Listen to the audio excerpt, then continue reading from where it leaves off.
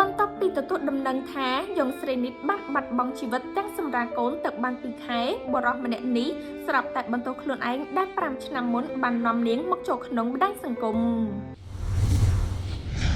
អេលសាសំឡេងជូតមុខស្ថិតក្នុងដួងចិត្តអតិថិជនជាច្រើនកន្លងសារធាតុទឹកអេសិនរបស់អេលសាមានពោពេញដោយអត្ថប្រយោជន៍សំខាន់ផ្ដល់សំណើមដល់ស្បែកបានជ្រៅកាត់បន្ថយស្នាមឲ្យខ្មៅនិងអាចរុយបាត់បន្តិចម្ដងចង់បានស្បែកបែបកូនងាត្រូវតែមានអេលសាទស្សនិកជនបានដឹងពីដំណឹងអកុសលរបស់ប្អូនស្រីយងស្រីនិតហើយដែលនៅមុននេះនាងបានទទួលមរណភាពដោយសារតែជំងឺសួតនិងកាំងបេះដូងអ្វីដែលកាន់តែគួរឲ្យសង្វេគទៅទៀតនោះគឺស្រីនិតសរសៃខ្ចីសម្រាប់កូនទៅតែបាន2ខែ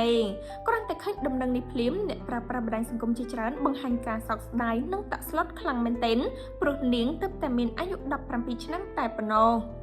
យ៉ាងណាមិញជាមួយគ្នានោះស្រាប់តែមានបុរសម្នាក់មានគណនី Facebook Page ចៅមាននុកដែលជាអ្នកបង្ហោរូបភាពក៏ដូចជាវីដេអូរបស់ប្អូនស្រីយងស្រីនិតជាច្រើននៅក្នុងបណ្ដាញសង្គមកាលពី5ឆ្នាំមុនធ្វើឲ្យមានគេស្គាល់ច្រើនបានបង្ហោះសារចូលរួមរំលែកទុក្ខដែលយងស្រីនិតព្រមទាំងបន្ទោសខ្លួនឯងថា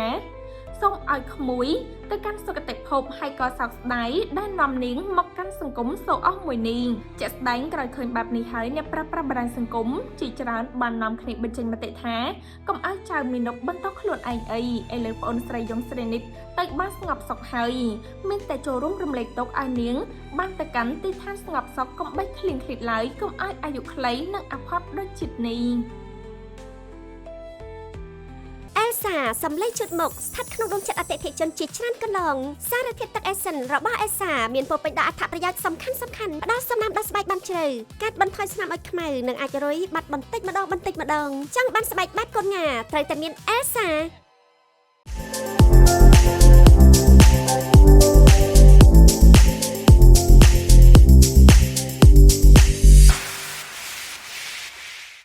បន្ទាប់ពីទទួលដំណឹងថាយងស្រីនិតបានបាត់បង់ជីវិតទាំងសម្រាប់កូនទៅបាន2ខែបុរសម្នាក់នេះស្រាប់តែបន្ទោសខ្លួនឯងដែល5ឆ្នាំមុនបាននាំនាងមកចូលក្នុងបណ្ដាញសង្គមអេលសាសំឡេងជូតមុខស្ថិតក្នុងដួងចិត្តអតិថិជនជាច្រើនកន្លងសារធាតុទឹកអេសិនរបស់អេលសាមានពោពេញដោយអត្ថប្រយោជន៍សំខាន់ផ្ដល់សំណើមដល់ស្បែកបានជ្រៅកាត់បន្ថយស្នាមឲ្យខ្មៅនិងអាចរុយបាត់បន្តិចម្ដងចង់បានស្បែកបែបកូនងាត្រូវតែមានអេលសាទស្សនិកជនបានដឹងពីដំណឹងអកុសលរបស់ប្អូនស្រីយងស្រីនិតហើយដែលនៅមុននេះនាងបានទទួលមរណភាពដោយសារតែជំងឺសួតនិងកាំងបេះដូងអ្វីដែលកាន់តែគួរឲ្យសង្វេគទៅទៀតនោះគឺស្រីនិតសរសៃខ្ចីសម្រាប់កូនទៅតែបាន2ខែគ្រាន់តែឃើញដំណឹងនេះភ្លាមអ្នកប្រើប្រាស់បណ្ដាញសង្គមជាច្រើនបង្ហាញការសោកស្ដាយនិងតក់ស្លុតខ្លាំងមែនទែនព្រោះនាងទៅតែមានអាយុ17ឆ្នាំតែប៉ុណ្ណោះយ៉ាងណាមិញជាមួយគ្នានោះស្រាប់តែមានបុរសម្នាក់មានគណនី Facebook Page ចៅមាននុកដែលជាអ្នកបង្ហោរូបភាពក៏ដូចជាវីដេអូរបស់ប្អូនស្រីយងស្រីនិតជាច្រើននៅក្នុងបណ្ដាញសង្គមកាលពី5ឆ្នាំមុនធ្វើឲ្យមានគេស្គាល់ច្រើនបានបង្ហោះសារចូលរួមរំលែកទុក្ខដែលយងស្រីនិតព្រមទាំងបន្ទោសខ្លួនឯងថា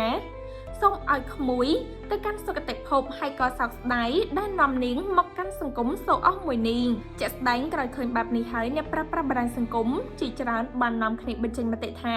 កុំឲ្យចៅមីនុកបន្តខ្លួនឯងអីឥឡូវប្អូនស្រីយងស្រីនិតទៅបានស្ងប់សុខហើយមានតែចូលរួមរំលែកទុក្ខឲ្យនាងបានទៅកាន់ទីឋានស្ងប់សុខកុំបីឃ្លៀងឃ្លាតឡើយកុំឲ្យអាយុខ្លីនិងអផុតដូចជាតិនេះសាសំឡេងជូតមុខស្ថិតក្នុងដួងចិត្តអតិថិជនជាច្រើនកន្លងសារធាតុទឹកអេសិនរបស់អេលសាមានពោពេញដោយអត្ថប្រយោជន៍សំខាន់ផ្ដល់សំណើមដល់ស្បែកបានជ្រៅកាត់បន្ថយស្នាមឲ្យខ្មៅនិងអាចរុយបាត់បន្តិចម្ដងចង់បានស្បែកបែបកូនងាត្រូវតែមានអេលសា